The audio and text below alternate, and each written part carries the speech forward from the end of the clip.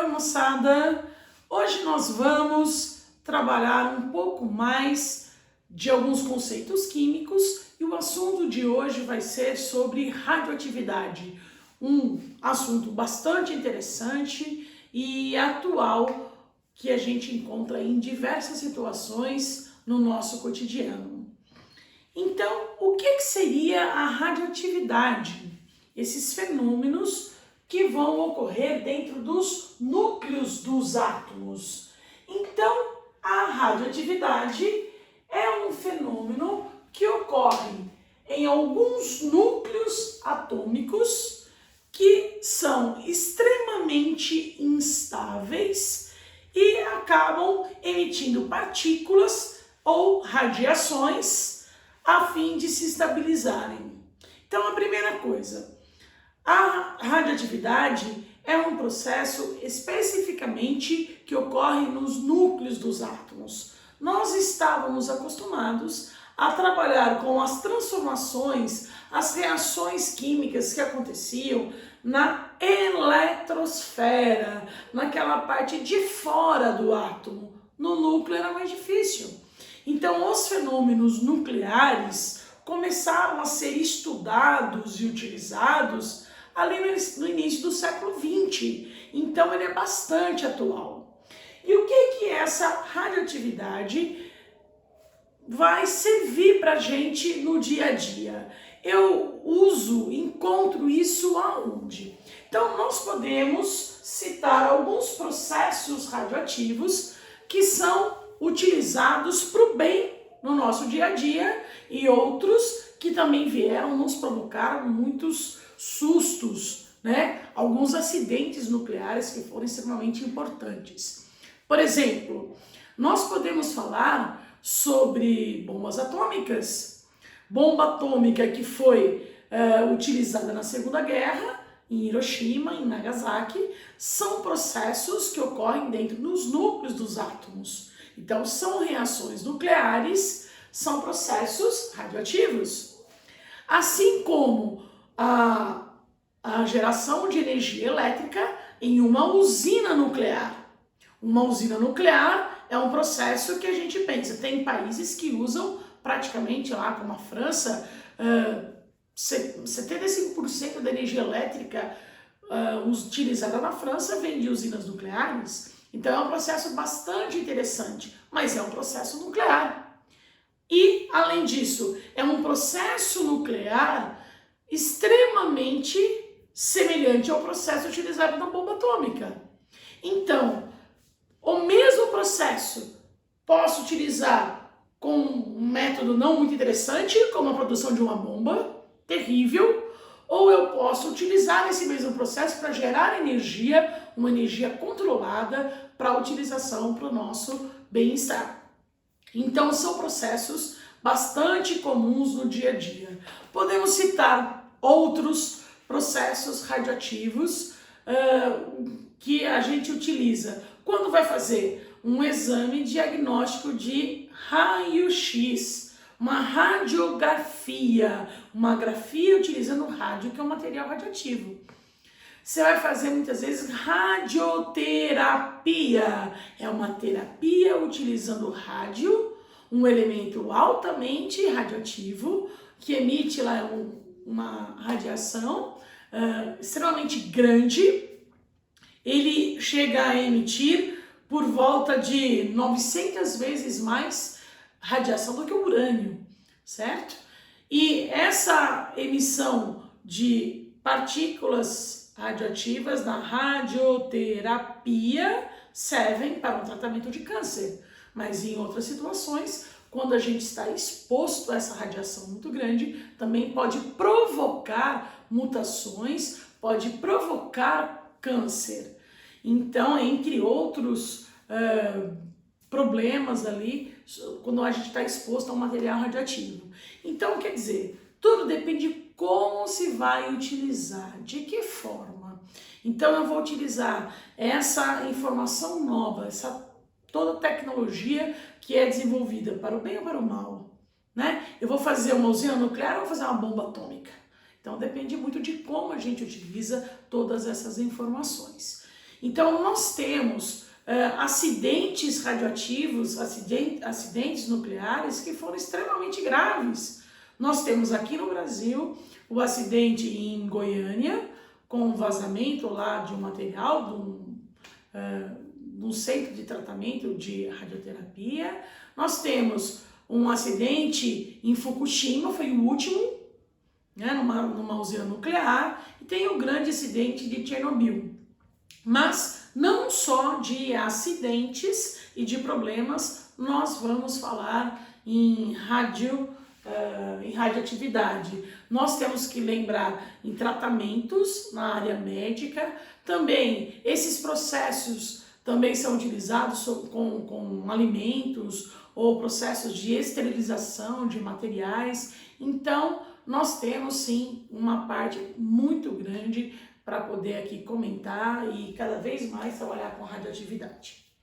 Muito bem, então agora que a gente conhece um pouquinho mais aonde essa radioatividade está sendo utilizada, relacionada no nosso cotidiano, o que nós podemos falar em termos químicos? O que vai interessar para a gente? O que é essa radioatividade? Como que eu vou aplicar, por exemplo, numa questão dentro de química? Então, na radioatividade, nós temos ali duas situações clássicas.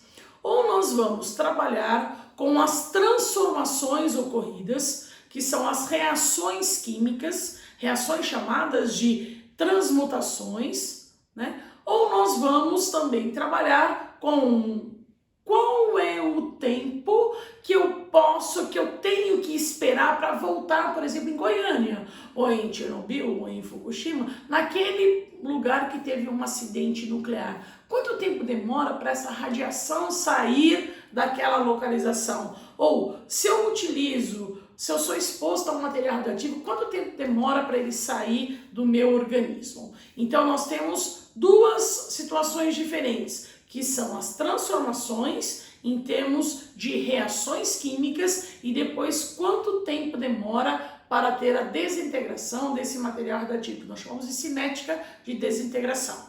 Então, neste vídeo, nesta aula de hoje, nós vamos trabalhar mais com as transformações, com as reações químicas. Então, vejamos. Então, aqui no cantinho da minha lousa, eu tenho um resumo sobre o que seria um fenômeno radioativo. Alguns núcleos de átomos que são instáveis. Quais núcleos que são instáveis? Os núcleos que têm um número de massa muito grande, normalmente aqueles núcleos que estão depois do polônio na tabela periódica. Então, na tentativa de se estabilizarem, eles vão emitindo radiação e partículas radioativas. Muito bem, isso aqui pode ser que emita uma partícula, duas, três, várias, e vão se transmutando, vão se transformando em novos núcleos de outros átomos até que eles consigam se estabilizar. Muito bem, e quais são essas partículas que um núcleo radioativo pode emitir? Então nós temos aqui algumas partículas e radiações principalmente emitidas. Partículas radioativas. Temos lá as partículas alfa, beta e gama, onde dentro dessas partículas, como que eu faço para identificar, conhecer um pouquinho mais dessas partículas e radiações alfa, beta e gama? Então, essa partícula alfa é uma partícula extremamente grande, com massa de valor 4 e carga de valor 2.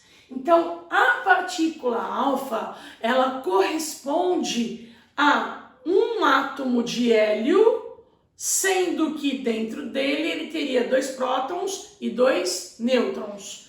Então, a partícula alfa é uma partícula extremamente grande, semelhante a um átomo de hélio, com massa 4 e carga 2. Então, seria como quando um núcleo instável emite uma partícula alfa, é como se ele estivesse emitindo 2 prótons e 2 nêutrons de dentro do seu núcleo. Essa partícula muito grande, por ser muito grande, você pode ficar às vezes assim com medo. Se eu estiver num lugar com um monte de partículas alfa, como que eu faço para me proteger? Por ser muito grande, ela tem um baixo poder de penetração, sendo que ela é retida pela própria pele, pela roupa, por um papel. Então, o poder de penetração de uma partícula alfa é extremamente baixo, certo? Uma partícula beta já é uma partícula com massa 0 e carga menos 1. Massa 0 e carga menos 1, essa partícula beta, ela é semelhante a um elétron, que tem massa 0 e carga negativa, menos 1. Gama são raios de massa 0 e carga 0. Então, são ondas eletromagnéticas.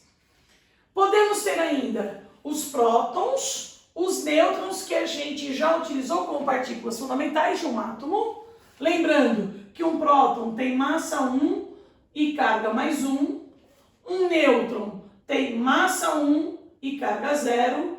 E um pósitron, que é conhecido como um elétron positivo, ou seja, massa 0 e carga mais 1.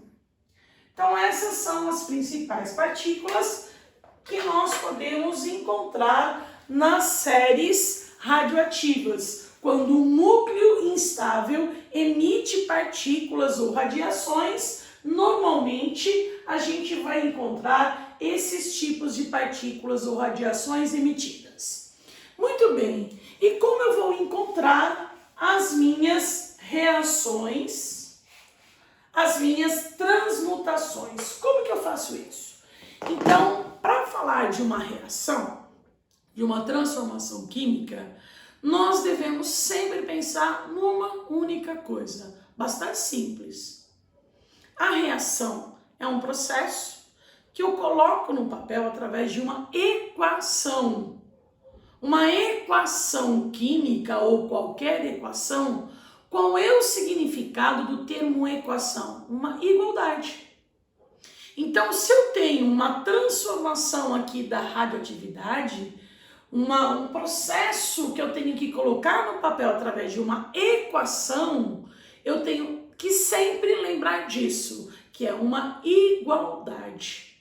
Então, qualquer processo de transmutação de uma equação radioativa que a gente tenha, você vai igualar todos os números que você tem do lado esquerdo dos reagentes, do lado direito, do lado dos produtos. Na parte superior, o total das massas devem estar iguais, porque é uma equação, e a parte de baixo, nas cargas das espécies que você vai encontrar. Iguale primeiro membro com segundo membro. Isso é uma equação sempre. Então, a partir daí, nós vamos usar muito duas leis dentro da radioatividade para montar as equações. A primeira lei, quando a gente tiver um núcleo chamado de núcleo alfa emissor. O que vai acontecer com um núcleo instável quando ele emitir uma partícula alfa? Muito bem, se ele vai emitir uma partícula alfa, esse núcleo tinha um número de massa, parte de cima, com valor A, representado por A. Ao emitir uma partícula alfa, a alfa tem a massa com valor 4. Então, ele vai perder 4 unidades do número de massa que ele tinha. Então, ele será transformado num outro elemento químico, num outro átomo, onde o número de massa será igual ao inicial menos 4 unidades. Então, a gente percebe que isso aqui é uma igualdade, ó. Uma igualdade. Primeiro membro em cima deu A, segundo membro, se eu somar as 4 unidades da alfa, A menos 4 vai ser uma igualdade, porque é uma equação sempre. Não se esqueçam disso. Embaixo a mesma coisa. Esse átomo tem número atômico Z. Ao emitir uma partícula alfa, ele vai perder 2 unidades. Então, ele será transformado num outro elemento de número atômico com 2 unidades a menos do que tinha o meu átomo original. Por exemplo, imaginem aqui um átomo de urânio de número de massa 238 e número atômico 92. Se esse átomo de urânio for um alfa emissor, se ele emitir uma partícula alfa, no que ele será transformado? O número de massa inicial, que era 238, vai perder 4 unidades, 238 menos 4 vai ficar com uma massa 234.